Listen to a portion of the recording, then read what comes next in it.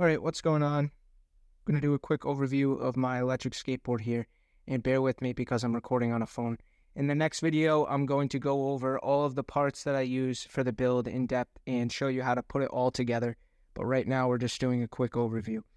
So this is a single belt drive electric skateboard made from DIY parts. And so let's start with the wheels. Orangutan Kegel 80mm flywheels.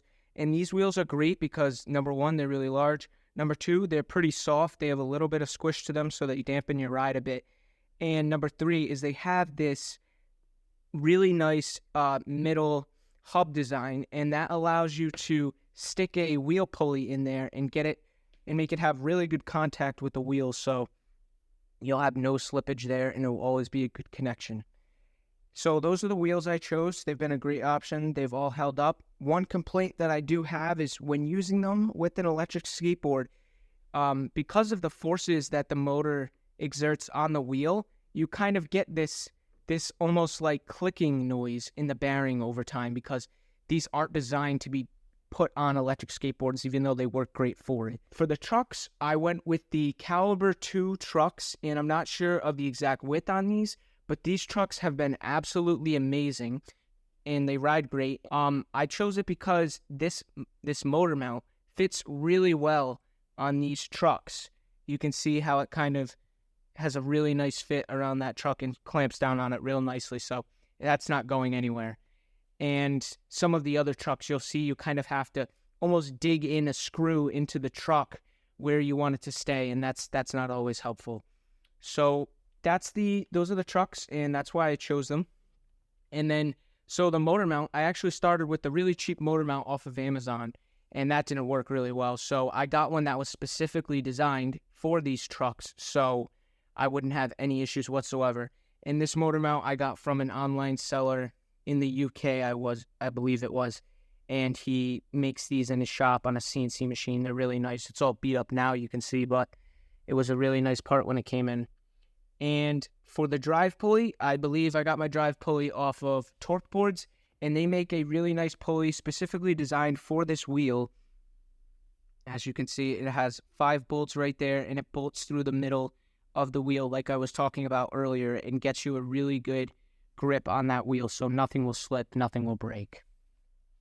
And for the motor, because this is a single drive, I didn't want to really go with the small motor. I could have went with a 6384, which would have been a bit bigger, but I went with the 6374 190 kV, which has just proven to have been a staple in the skateboard community and works great for single drive and dual drive if you want a lot of power electric skateboards as well. So that's what I did for that. And with my enclosures, I got a little creative. I made this back in early high schools. Didn't have the best attention to detail, but anyways, so for my enclosure for my speed controller, I used a little Tupperware container here, and it's really nice because it has this rubber seal around it so nothing will get in, and it clamps down so these will not fall off when you're riding.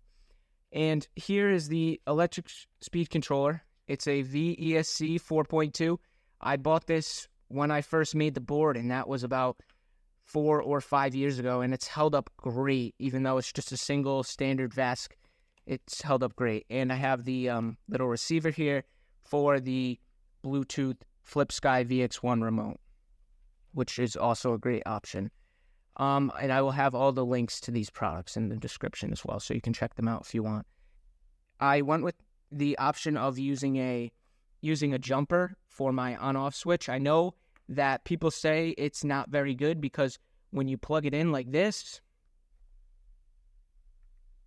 you can hear that really loud pop, and then your ESC fires up. And people say that really loud pop, that initial burst of energy coming from the battery over to the speed controller, that could destroy your speed controller. But honestly, it's proven to work good for me, and I know all brands are different, and sometimes they're not built as well as others, but this one has held up great even without a slow power switch. So, yeah, it works great for me, and it has proven the test of time.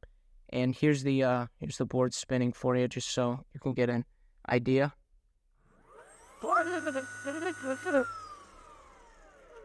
So that's that. And one really good thing about this remote in particular is it shows you the battery life of the battery. So you'll know if you're going to run out or not. And it also has different speed modes. By clicking this button here on the left, you've got green, yellow, and red. And then each mode has a different throttle curve. So if you don't want as much power, you can put it in green and you won't throw yourself off the back of the board when you hit the gas. And the battery I chose, this was the hardest part for me, and I feel is also a difficult part for many other skateboarders, because these batteries are super expensive and you don't always want to buy one just from Amazon or eBay, because the cells inside the batteries and the system that keeps the battery safe isn't always built to spec. So you could end up with a bad battery and you could end up with a fire or something like that. So what I decided to do for my battery was order 40 individual 18650 cells that are about, I'd say, that big. There's 40 of them in here. And you weld them all together and then add a battery management system, that little green thing down in there you see.